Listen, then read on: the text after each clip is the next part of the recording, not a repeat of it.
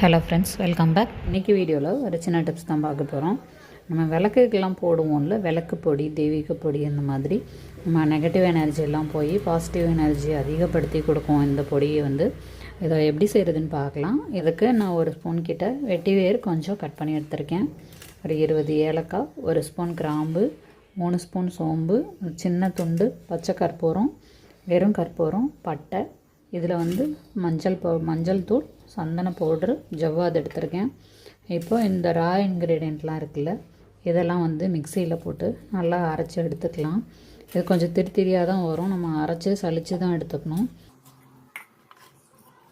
லாஸ்ட்டாக இந்த கற்பூரத்தை போட்டுக்கலாம். இதுக்குன்னு தனியாக பாத்திரம், ஸ்பூன் வச்சுக்கோங்க.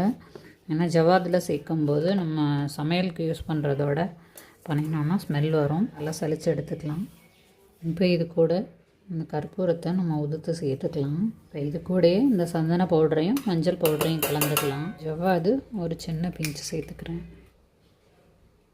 அது எல்லாத்தையும் சேர்த்து நல்லா மிக்ஸ் பண்ணி எடுத்துக்கலாம். அவ்வளோதான், தெய்வீகமான விளக்கு பொடி ரெடி. இதை எப்படிலாம் யூஸ் பண்ணலாம்னா, நீங்கள் செவ்வாய் வெள்ளி விளக்கு ஏற்றும் போது அகல் விளக்கில் இந்த பொடியை ஒரு சின்ன அளவு, இந்த அளவு போட்டால் கூட போதும்.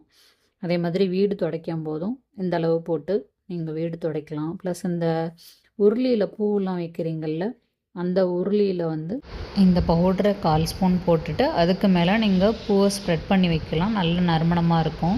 அதே மாதிரி இந்த குலதெய்வம் சொம்புன்னு வச்சுருப்பீங்கள்ல, வாட்டர்லாம் வச்சு அதில் ஏலக்காய் அந்த இதெல்லாம் போடும்போது இந்த பவுடரையும் கொஞ்சம் ஆட் பண்ணிங்கன்னா உங்களுக்கு நல்ல பாசிட்டிவ் வைப்ஸாக இருக்கும். அவ்வளோதான். இந்த மாதிரி ஏர்டைட் கண்டெய்னரில் போட்டு ஸ்டோர் பண்ணி வச்சுக்கோங்க. கண்டிப்பாக நீங்களும் ட்ரை பண்ணி பாருங்கள். Thank you friend.